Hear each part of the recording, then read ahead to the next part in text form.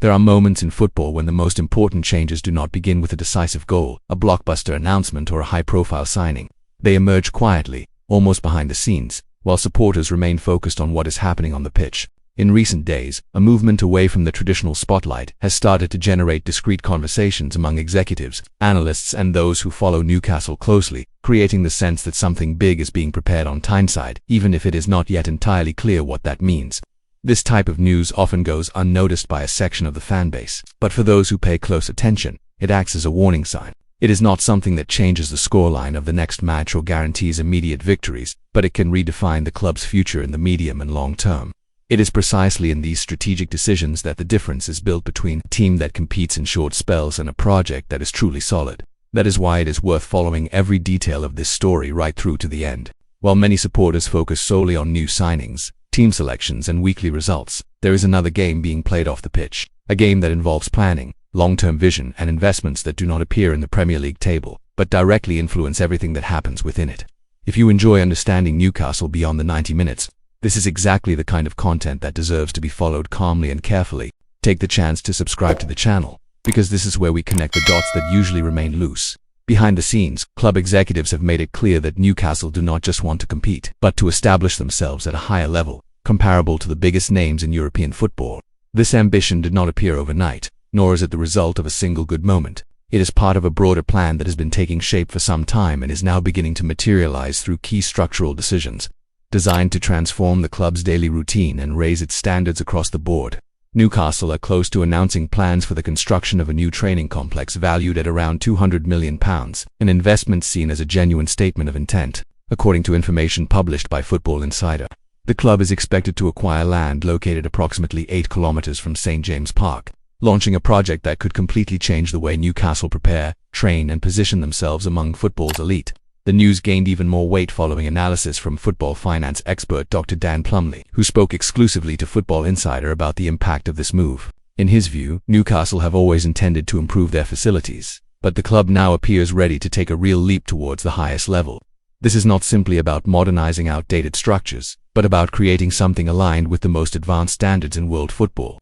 Plumley highlighted that this kind of investment is virtually mandatory for clubs that want to be considered world-class. In his words, Newcastle's CEO, David Hopkinson, has acknowledged that the current facilities would rate at around 7 out of 10, making it clear that reaching the next level requires a significant expansion. This internal recognition shows that the club understands where it stands and, more importantly, where it wants to be in the coming years. Today, training centers are no longer just places where players arrive, train, and leave. They function as complete performance environments, with recovery areas, data analysis, nutrition services, physical conditioning, psychological support, and even temporary residential spaces. Some players, in fact, spend periods living within these facilities while adapting to the squad. This level of care is part of the daily routine at clubs that dominate the top of the table. Often, supporters imagine that a player's daily life is limited to training sessions and the weekend match, but in modern football, every detail matters. Clubs aiming to maximize performance and long-term returns invest heavily in infrastructure because they know it directly affects players' longevity, output, and overall satisfaction. This is exactly the mindset that is beginning to take hold at Newcastle with this new project. According to Plumley, this investment has always been part of a broader expansion planned by the club. Newcastle feel they need to take this step to compete on equal terms with the very best, and the decision reflects major ambitions. It is not merely an aesthetic or administrative upgrade, but a strategic move that sends a clear message to the market, to players, and to English football as a whole. It is another declaration that the club is thinking big. Another point raised by the expert is the direct impact on attracting players in an increasingly competitive market, where top-level footballers assess not only wages but also infrastructure, support systems, and quality of life. A modern training center can make all the difference. Even knowing that the project will take time to be completed, it already serves as an important asset in future negotiations. And when we talk about the future, it is impossible to ignore the stated objective of CEO David Hopkinson, who has publicly declared the ambition of making Newcastle the best club in the world by 2030. It may sound bold, but investments like this show that the words are being backed up by concrete actions. If you enjoy following this transformation step by step, it is worth reinforcing your subscription to the channel so you do not miss any updates on this ambitious project. While this structural plan begins to take shape off the pitch, on it the club remains attentive to the transfer market. The January window is approaching its conclusion, and Newcastle are assessing possible adjustments to the squad, particularly in specific positions. One of them is right back, where significant changes could occur in the final days of the window, altering the current landscape of the team. According to recent reports, the club would be willing to allow Kieran Trippier to leave, opening the door to a reshaping of the position.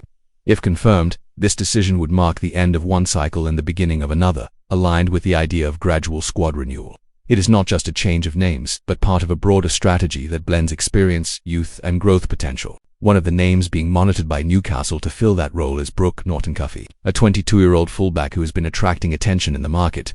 The player, who came through Arsenal's academy before moving to Genoa in 2024, is also of interest to clubs such as Everton and West Ham, making the race even more competitive at this late stage of the window. According to the information reported, an offer of around £20 million could be enough to complete the deal. For Newcastle, this potential move reinforces the idea of investing in players with room to develop, who can grow alongside the club's project.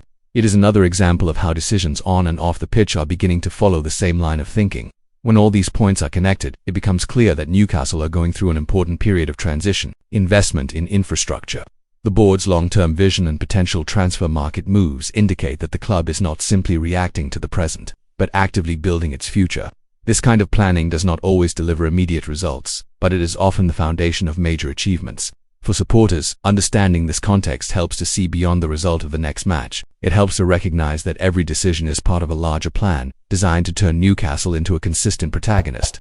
If you enjoy this deeper level of analysis and want to follow every chapter of the story, subscribe to the channel and stay with us, because there is still much more to come. All of this information was reported by Football Insider, with exclusive analysis from football finance expert Dr. Dan Plumley. We will continue to monitor further developments regarding the training complex, the transfer market, and Newcastle's next steps within this ambitious project. The future is starting to take shape now, and every detail matters in understanding where the club wants to go.